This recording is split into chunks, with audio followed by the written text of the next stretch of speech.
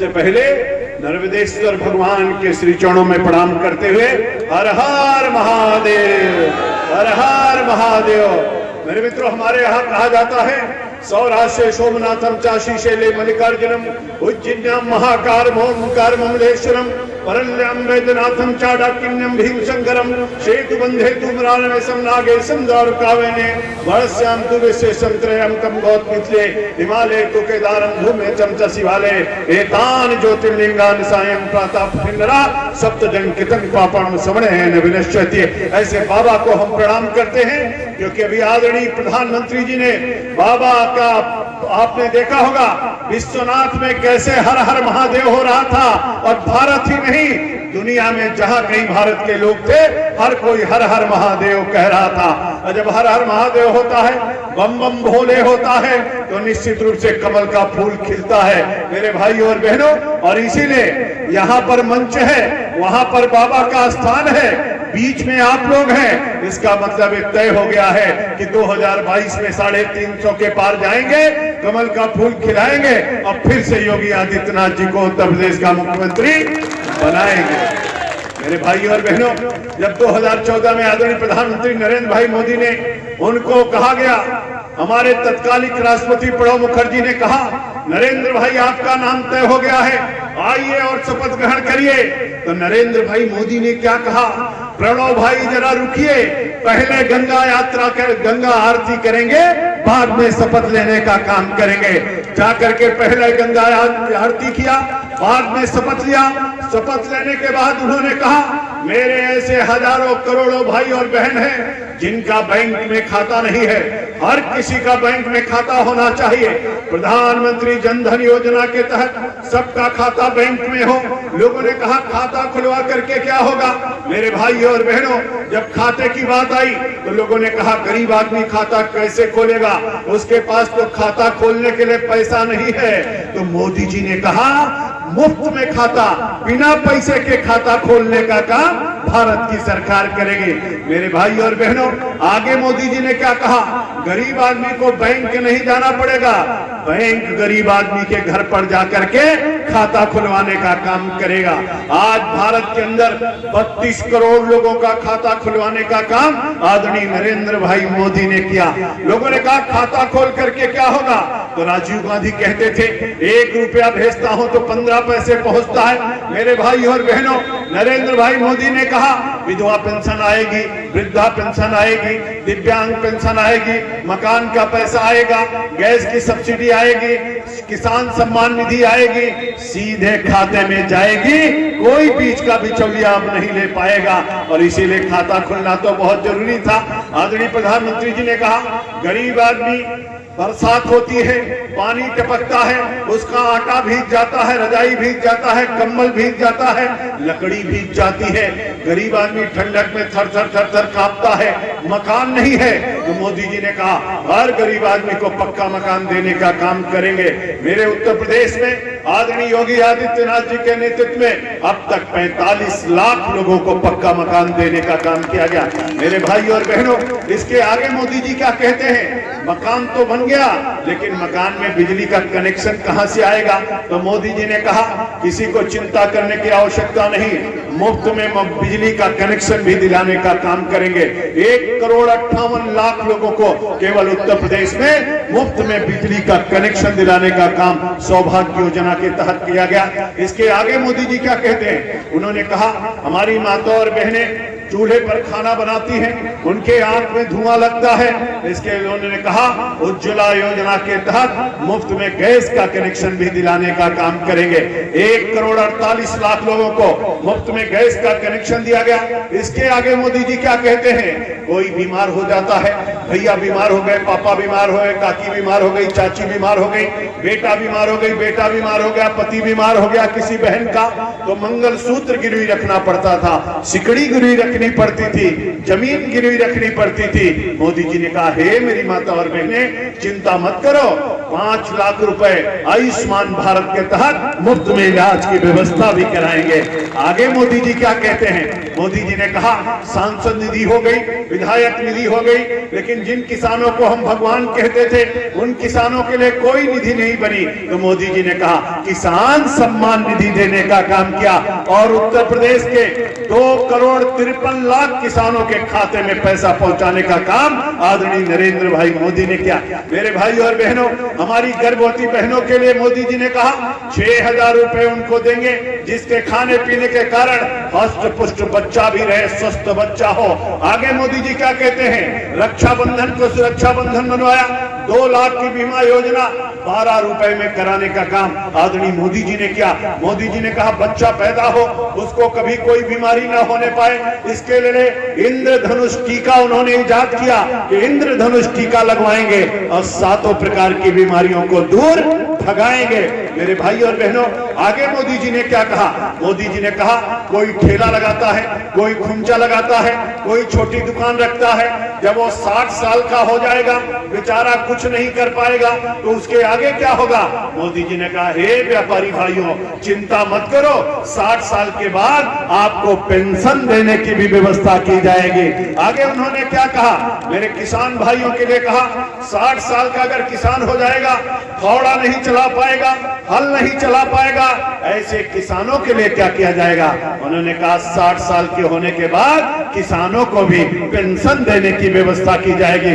मेरे भाई और बहनों, मोदी जी ने आगे क्या कहते हैं? मोदी जी ने कहा अगर किसी की फसल बाढ़ से नष्ट हो गई, सूखा से नष्ट हो गई, आग लग गई, कोई भी अगर दिक्कत हो गई तो पहले 50% फसल नष्ट होने पर मुआवजा दिया जाता था। मोदी जी ने उसको कम करके 33% करने का काम किया। उन्होंने कहा किसान भाइयों आप चिंता मत करो, प्रधानमंत्री कृषि सिंचाई योजना के तहत हर खेत तक पानी भी पहुंचाएंगे, नीम कोटेड यूरिया भी दिलाएंगे, किसान सम्मान निधि भी देंगे, ई मार्केटिंग भी कराएंगे और ई मार्केटिंग के साथ साथ फसल बीमा योजना को भी लाएंगे और हमारे किसान भाइयों के लिए खाद और बीज को भी उपलब्ध कराएंगे। मनरेगा के तहत किसानों को सारी सुविधा उपलब्ध कराएंगे और गेहूं और धान के समर्थन मूल्य को भी बढ़ाएंगे। मेरे भाई और बहनों, हर किसी की चिंता, सबका साथ, सबका विकास, सबका विश्वास, सबका प्रयास के नारे के साथ मोदी जी ने हर किसी की चिंता किया है। मेरे प्रार्थना के वीर सपूतों, मोदी जी ने कहा क्लास 3 और क्लास 4 की नौकरी में इंटरव्यू में बड़ी धांधली होती है, इंटरव्यू में लोगों को फेल और पास कर दिया जाता था। मोदी जी ने कहा अब क्लास 3 और क्लास 4 में इंटरव्यू को ही समाप्त कर दिया, जिससे किसी भी बेटे के साथ अन्याय न होने पाए और इसलिए क्लास 3 और क्लास 4 का इंटरव्यू समाप्त कर दिया। मेरे भाई और बहनों, पूरे भारत में सुरक्षा व्यवस्था को मजबूत किया। आज देखते देखते क्या स्थिति उन्होंने पहुंचा दिया। लोग कहते थे धारा 370 कोई माई का लाल समाप्त नहीं कर सकता। अरे हमने कहा कोई माई का लाल नहीं, नरेंद्र भाई मोदी और अमित भाई शाह ने धारा 370 को उड़ा दिया, 35 को समाप्त कर दिया, एक भारत श्रेष्ठ भारत का नमूना पेश कर दिया। लोगों ने कहा अमित भाई ने पार्लियामेंट में पहले ऐसे ऐसे करके समझा रहे थे, जब नहीं समझ में आया जैसे अमित भाई ने मुष्टिका बनाई वैसे धारा 370 समाप्त हो गया, 35 से समाप्त हो गया। अब तो तिरंगा जम्मू कश्मीर में लहराने लगा। मेरे भाई और बहनों, आपने देखा होगा आतंकी आते थे, आतंक फैला करके चले जाते थे, लेकिन मोदी जी ने मुंहतोड़ जवाब दिया।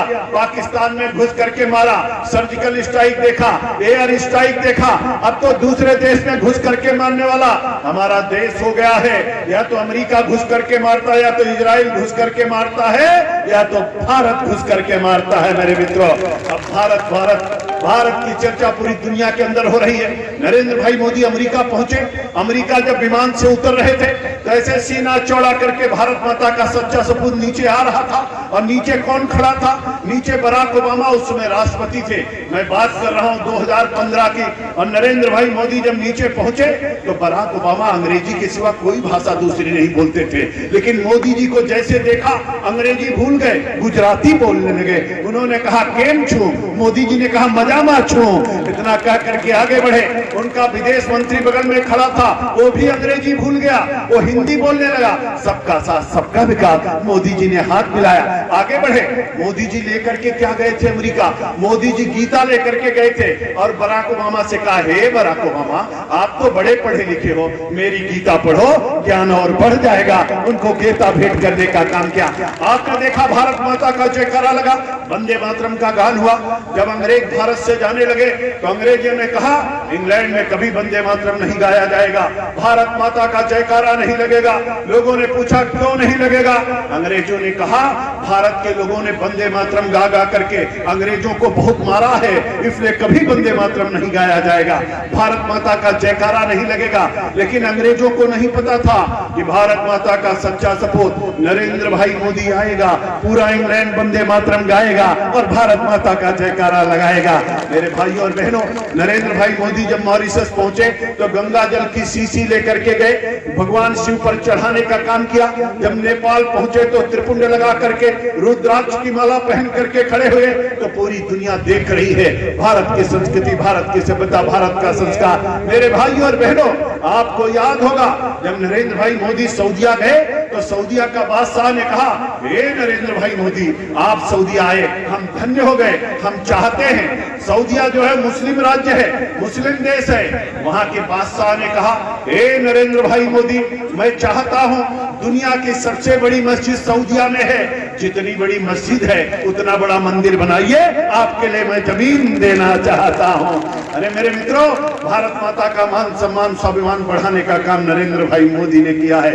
आज दुनिया के अंदर भारत माता का जयकारा लगता है, तिरंगा लहराता है, वंदे मातरम का गान होता है। मेरे भाई और बहनों, योगी जी जब मुख्यमंत्री बने तो योगी जी ने कहा, मेरे किसान भाइयों का कर्जा माफ होना चाहिए। 86 लाख किसानों का कर्जा माफ किया, 34,000 करोड़ रुपए की माफी कर दिया। योगी जी ने कहा, अब जो गाय का वध करेगा, जो गायों को काटेगा, उसको जेल में स्थान होगी। उन्होंने गोवध बंद पे पूरी तरीके से नियंत्रण किया मेरे मित्रों। और इसके साथ साथ योगी जी ने क्या कहा?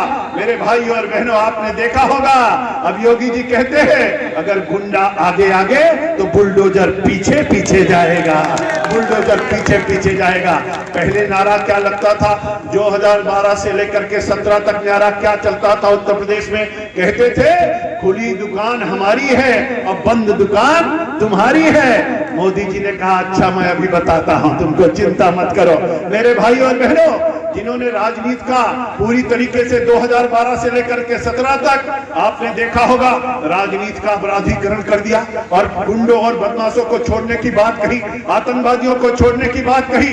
इतना ही नहीं, जब मुजफ्फरनगर में दंगा हुआ तो जो दंगा कराया उसको हेलीकॉप्टर से मुख्यमंत्री आवास लाया गया।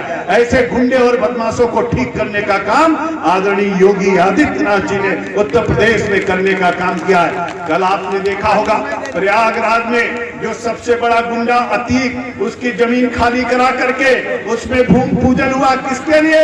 योगी जी ने कहा, अब तो यहाँ पर गरीबों का आवास बनेगा और गरीबों को दिया जाएगा।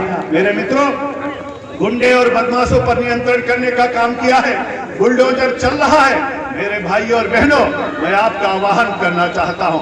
आप लोग कहते थे, सारे विपक्षी कहते थे, लोग कहते थे, भाजपा वाले कहते हैं रामलला हम आएंगे, मंदिर वहीं बनाएंगे, लेकिन तिथि नहीं बताएंगे। अब तो तिथि पता चल गई, मंदिर का शुभारंभ हो गया।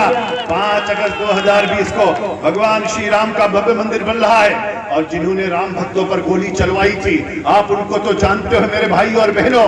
राम भक्तों पर गोली चलवाने वाले लोग, भारत माता को जिसने डाइन कहा, उसका नाम आपको पता है कि नहीं पता है? आजकल सीतापुर की जेल में है, जो भारत माता को डाइन कहता है उसका यही हस्त्र होता है। आजकल सीतापुर की जेल में है। अरे मेरी माँ को डाइन कहोगे और कोई बर्दाश्त करेगा? अरे भर्तना के वीर सपूतों, अगर आपकी भुजाओं में भारत माता का खून बहता है, अगर अपने आप को भारत माता की सच्ची संतान कहते हो, तो मैं आपका आह्वान करना चाहता हूं, देह की शक्ति को तोलना चाहिए, देश की भक्ति को बोलना चाहिए, और माँ की अस्मिता को कोई अगर छुए, रक्त हो तो उसे खौलना चाहिए, रक्त हो तो उसे खौलना चाहिए। इसलिए मेरे भाई और बहनों, देखते देखते इन लोगों ने हम लोगों को क्या कहा था? आप लोगों ने देखा होगा जब भगवान बाबा विश्वनाथ के मंदिर का शुभारंभ हो रहा था, कॉरिडोर बन रहा था, तो यहाँ के इटावा के रहने वाले पूर्व मुख्यमंत्री ने क्या ट्विटर पर चलाया था, आजकल एक घर में सोए सोए चिड़िया उड़ाया करते हैं, चिड़िया उड़ाने से सरकार बनाया करते हैं। जब कोरोना आया तो सब पूरा परिवार खानदान घर में घुस गया और भारतीय जनता पार्टी का कार्यकर्ता सड़कों पर था, सेवा कर रहा था, लोगों का अभिनंदन कर रहा था। योगी जी गांव गांव जा रहे थे, घर घर जा रहे थे, मुफ्त में दवाई, मुफ्त में इलाज, मुफ्त में टेस्ट, मुफ्त में टीका, सबका टीका भी मुफ्त में है। मोदी जी ने क्या कहा, कोरोना के दौरान सबका काम बंद हो गया है, लॉकडाउन हो गया है, हमारा कोई गरीब आदमी भूखा न सो जाए, इसके लिए मोदी जी ने कहा मुफ्त में राशन भी देने की व्यवस्था किया है।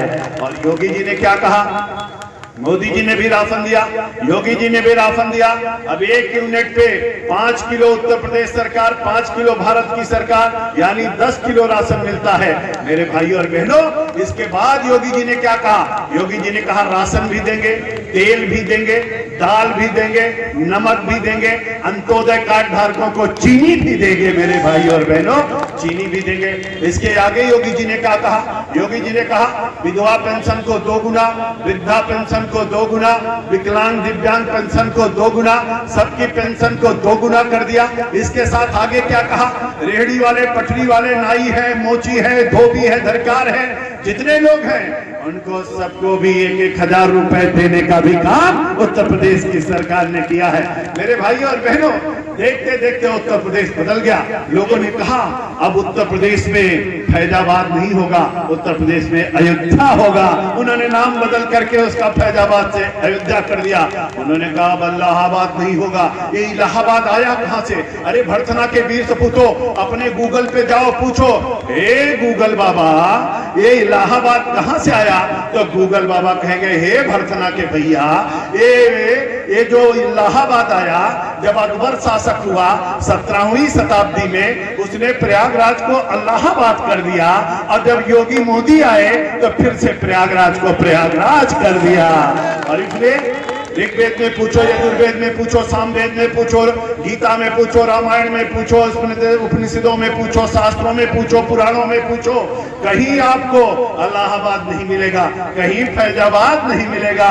तो जो वेदों में है, जो उपनिषदों में है, वही तो योगी जी ने कर दिया। मेरे भाई और बहनों, आगे योगी जी ने क्या कहा? आगे योगी जी ने कहा हम कांवरिया भी यात्रा भी निकालेंगे और हेलीकॉप्टर से फूल भी बरसाएंगे, डीजे भी बजाएंगे, यात्रा पर भी जाएंगे, बाबा भोलेनाथ को रुद्राभिषेक भी कराएंगे, कुंभ में स्नान भी होगा और नभ से पुष्प वर्षा भी कराने का काम योगी जी और मोदी जी ने किया। इसलिए मेरे भाई और बहनों, आज मेरा उत्तर प्रदेश गाजियाबाद से लेकर के गाजीपुर और पांदा से लेकर के बहराइच तक, अगर कोई माई का लाल हमारी माता और बहनों की तरफ आंख उठाने की कोशिश करेगा तो उसके लिए हमारे योगी आदित्यनाथ जी ने तय कर दिया है, मिशन शक्ति भी है और राइनो स्क्वाड भी है। और इसके साथ साथ मेरे भाई और बहनों, सभी थानों में अलग से हेल्प डेस्क भी बना दिया गया है। मेरी माता और बहन की तरफ अब कोई देखने की कोशिश नहीं कर सकता है। उत्तर प्रदेश में कानून का राज्य है और इसलिए तो हम लोग आपके बीच में आए हैं, जिन्होंने हमको सब कुछ दिया है। मेरे भाई और बहनों, जिन्होंने उत्तर प्रदेश का मान सम्मान स्वाभिमान को लौटाया है, जिन्होंने हर योजना में उत्तर प्रदेश को नंबर 1 पर पहुंचाया है, जिन्होंने ईज ऑफ डूइंग बिजनेस में 14वें स्थान से दूसरे स्थान पर लाया है, जिन्होंने 5.5 लाख लोगों को बिना भेदभाव किए हुए सरकारी नौकरी दिलाया है, जिन्होंने मेरे भैया 4.5 लाख करोड़ का निवेश कराया है, 70 साल में 12 मेडिकल कॉलेज और 4.5 साल में 30 मेडिकल कॉलेज बनाया है। मेरे भैया 70 साल में 2 एयरपोर्ट और 4.5 साल में 9 एयरपोर्ट चलने लगा है, 13 पर काम चल रहा है। जिन्होंने बनाया है, जिन्होंने एक नहीं, पूर्वांचल एक्सप्रेस पे, बुंदेलखंड एक्सप्रेस पे देख रहे होगे कितनी तेजी से बन रही है। और गंगा एक्सप्रेस पे, अब सबसे बड़ी एक्सप्रेस पे कितने किलोमीटर? 594 किलोमीटर की। और आपकी ये वाली एक्सप्रेस पे बुंदेलखंड 297 किलोमीटर की और पूर्वांचल एक्सप्रेस पे 341 किलोमीटर की। गोरखपुर लिंक एक्सप्रेस पे, बलिया लिंक एक्सप्रेस पे, अरे जोरदार तालियां तो बजाइए मेरे भाई और बहनों। उत्तर प्रदेश का नक्शा बदल दिया।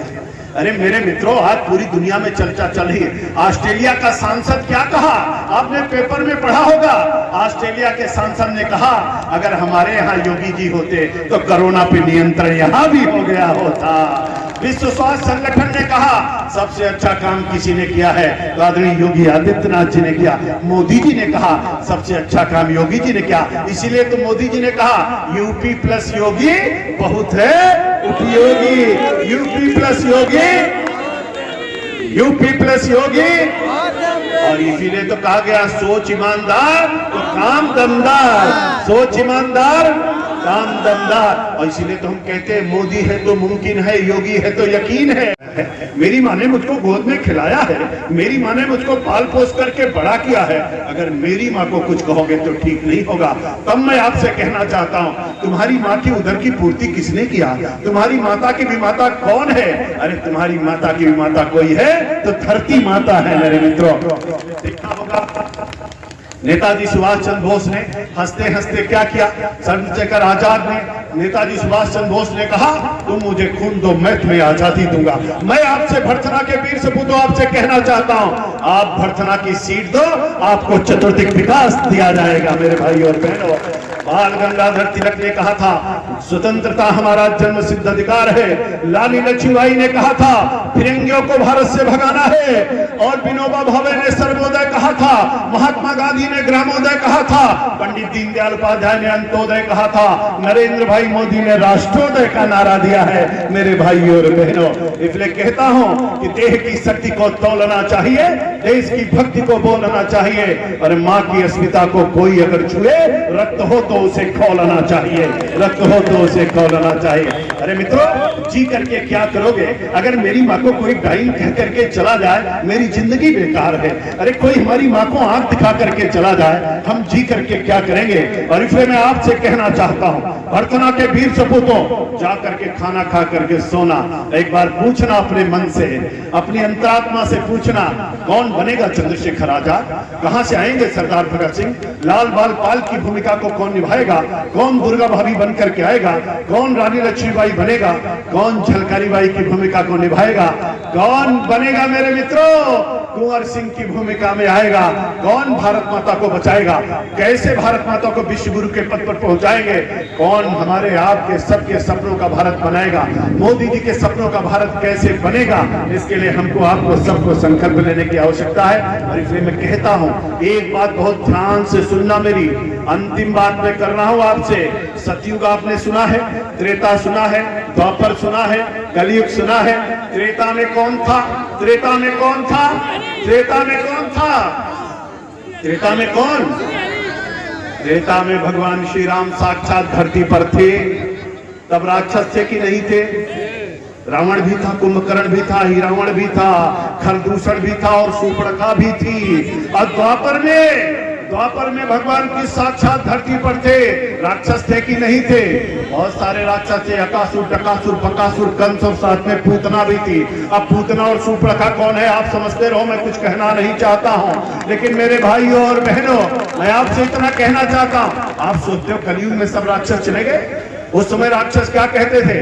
यज्ञ करने नहीं देते थे, हवन करने नहीं देते थे, जनेऊ पहनने नहीं देते थे, शंख बजाने नहीं देते थे, मंदिर बनाने नहीं देते थे। और अब के राक्षस क्या कहते हैं? मंदिर बनाने नहीं देते हैं, कहते राम सेतु तो हुआ ही नहीं, राम तो हुए नहीं। नासा के वैज्ञानिक कह रहे सेतु है और ये कह रहे सेतु नहीं है। हमने कहा भैया ऐसी बात नहीं है, आप तो सब लोग जानते हो। अब हम पप्पू के बारे में कुछ बोलना नहीं चाहते हैं, न कोई हम नाम लेना चाहते हैं, न कुछ कहना चाहते हैं। लेकिन आप सबको पता है, अब ऐसे लोग कहते हैं कि राम मंदिर बनने नहीं देंगे, चंदन लगाने नहीं देंगे, जनेऊ पहनने नहीं देंगे, अमरनाथ की यात्रा पे जाने नहीं देंगे, वंदे मातरम गाने नहीं देंगे।